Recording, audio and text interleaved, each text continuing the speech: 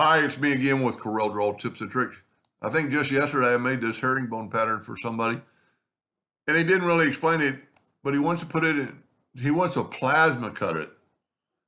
And I'm a little bit confused because he said a 12 by 12 triangle. Well, to make this a triangle, I had to make it 12, but it's almost 6, which would be perfect. So if it's only 12 inches, you can't get too many in there. But my suggestion, and you got to think about that you're going to cut things out and it's going to fall apart. This thing is not very big, so we're going to have to make our herringbone 1 inch by 2 inches.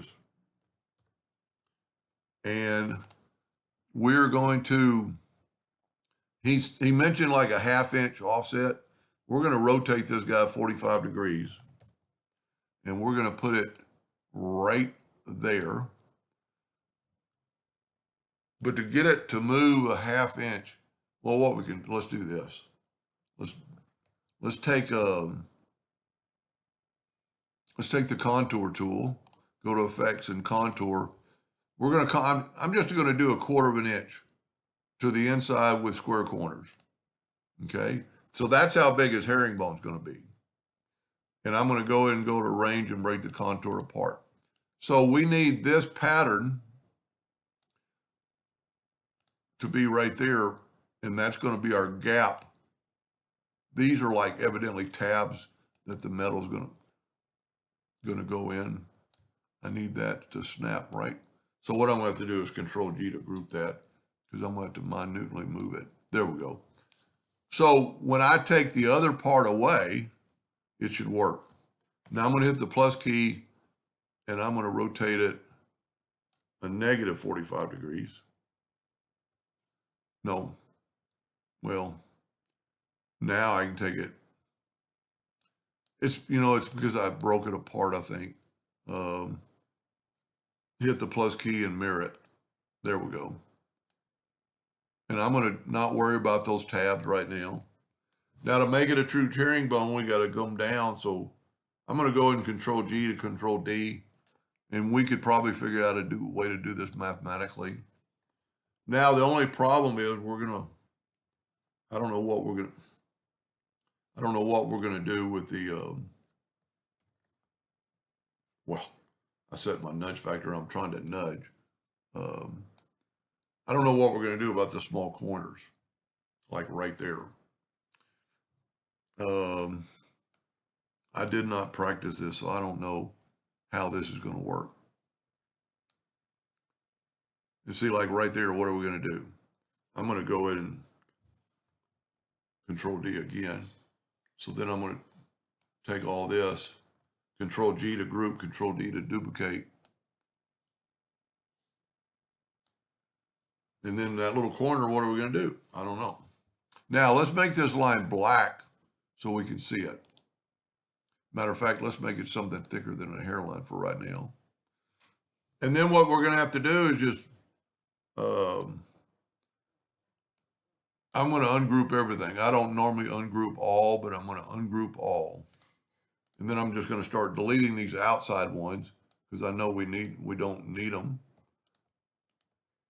And I could either do it this way, but you got to be careful not to delete like that one, because we're going to have to work with it.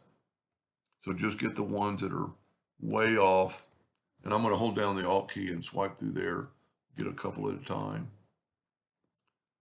I'm hoping this will work. Now these, I don't know what we're going to do. I maybe should have put a border around my object. And I also wish I would have done it. I wish I would have made one color black. So let's get, see, I'm just going to delete the outside, and I got to figure out, so I am leaving a herringbone pattern. I'm just doing the outside contour. And like I said, I should have practiced this. Normally when I make a video for somebody, I at least get partially way through, so I can figure things out, but I'm working off the cuff here. We can just delete that one. So I'm deleting the outside. I just got to figure out what to do with the ones on the edge. Because when you're plasma cutting, it's gonna cut out. I mean, unless he can allow this to go in there. So one way you can look at it would take the Smart Fill tool, fill that in. That's what his herringbone pattern is going to look like. And I thought I still have my nudge factor on 13 inches. Yeah, that's what his pattern is going to look like. Of metal. That might be good enough. Because that still leaves this part of, well, it doesn't leave all the tabs. And you could maybe adjust, I don't know. I'm kind of at a loss. The only other thing you could do, let's change this back to a hairline. And you could do this. I'm just grasping for straw. So if you cut that, it's going to fall out. But if you do it like this, see, that messes with the tab.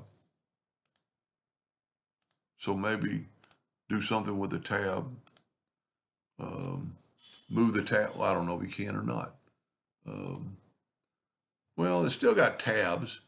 He can figure that out. But on here, we're actually going to need a buffer line to keep, because you don't want sharp edge. This is going to be the front of the shelf. The only thing I could think right now would be to take a 2-point line, put it like right here, and just nudge it up 1/4 of an inch. Change my nudge factor to 0.25. Take that line and just nudge it up 1/4 of an inch. See, that's a lot. And then you could take your virtual segment delete key. Okay, I'm going to hold down the Alt key so it'll help me draw a straighter line. See, I got off. Maybe I should not go so far at a time. I'm holding down the Alt key. And it helps me draw a straighter line, I think. And then get rid of that line. Maybe get rid of that line and that line. You know, that just creates another problem.